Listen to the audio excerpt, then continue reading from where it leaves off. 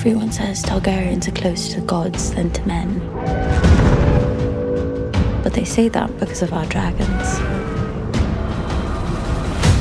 Without them, we're just like everyone else.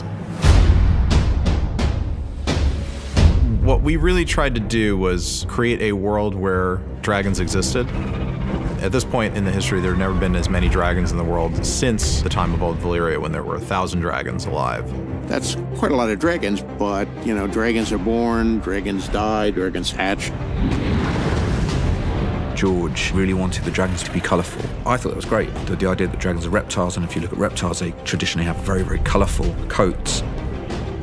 In the original series, dragons had lived at that point for 150 years, and when they're born, it's this miracle. Blood of my blood. Whereas in our world, not everybody has seen a dragon, but they are around, and they certainly, if you live in King's Landing, you've seen many of them fly overhead. The core of any Targaryen is a dragon. They're extremely powerful, and without them, we would not be the house that we are.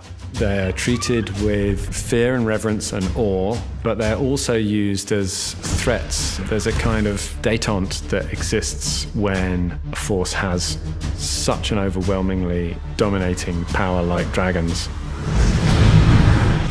They're weapons of mass destruction. The reason that the Targaryens are considered as being closer to gods is because of their dragons. You got the dragons. Are you going to use the dragons? Are you going to burn entire cities and armies, or try to? Dragon! That's a big... The first dragon you meet is Syrax, which is Rhaenyra's dragon, who at this point is a young adult. Syrax was hatched to Rhaenyra when she was a child. I think the dragons that are born to their riders share a deeper bond than any of the other dragons. We kind of approached her like a bird of prey. So she's an eagle, she's built for speed, she's very proud and honorable. Caraxes, the bloodworm, Daemon's dragon, is quite another thing. Vicious, some would say, short-tempered. Yeah, maybe the dragon and the rider people have seen a lot of battles, and it has earned that name of the bloodworm.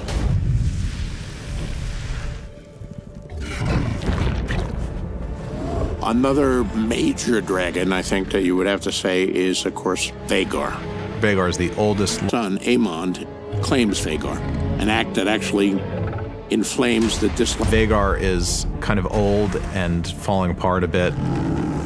The way we've approached part of their death cycle is getting too large, too big for the world. And Vhagar is so large that she doesn't really fit anywhere anymore. In our story, she doesn't even fit in the dragon pit anymore because she's grown so large.